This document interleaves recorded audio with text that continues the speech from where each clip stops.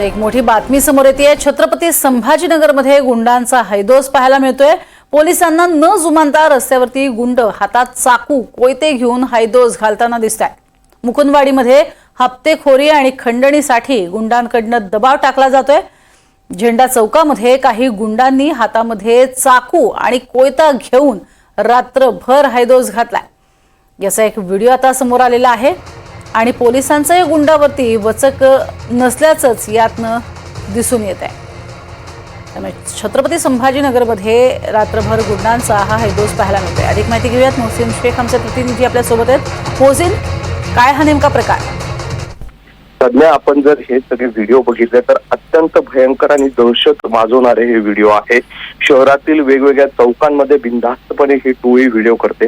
आता हे सगळं प्रकरण उघडकीस कसं आलं तर काल मुकुंदवाडीमध्ये एक टोळक्याने हैदोस घातला होता आणि हे सगळं प्रकरण जेव्हा बाहेर आलं त्यात गुन्हा दाखल झाला आणि त्यानंतर जेव्हा ही सगळी आरोपींची नावं समोर आली, त्यांची सोशल मीडियाची जी प्रोफाईल आहे ती बघितल्यानंतर हे सगळे भयंकर व्हिडिओ जे आहेत तर एनडीटीव्हीच्या हाती लागलेले आहे। यात आपण जर बघतोय हा विकी हेल्मेट आणि विकास साळवे नावाचे हे जे दोन आरोपी आहे यांच्या सोशल मीडियावर इंस्टाग्रामवर हे व्हिडिओ आहे। हातात तलवार कोयता आणि ह्या घेऊन ते बिनधास्तपणे व्हिडिओ रील्स करतात आणि असं असताना ज्या हद्दीत ते हे सगळं करतात त्या पोलिसांना याची कल्पना नसावी। कुख्यात हे टोळी असताना पोलिसांना याबाबत माहिती नसावी, याबाबत आश्चर्य व्यक्त केले जात आहे। जसे आपण यांचे व्हिडिओ बघितले तर प्रशासन आमच्या पायाखाली असेच देखील व्हिडिओ बनवलेला आहे। कोर्टात हातकडी घालताना या लोकांनी व्हिडिओ बनवलेला आहे। त्यामुळे यांच्यावर पोलिसांचा आणि कायद्याचा वचक आहे की नाही असा प्रश्न उपस्थित होतोय। आपण जर बघितलं तर गेल्या अनेक दिवसांपासून संभाजीनगरमध्ये गुन्हेगारी वाढत असल्याचा आरोप होतोय। मागील वर्षात अनेक खुनांच्या घटना घडल्या होत्या।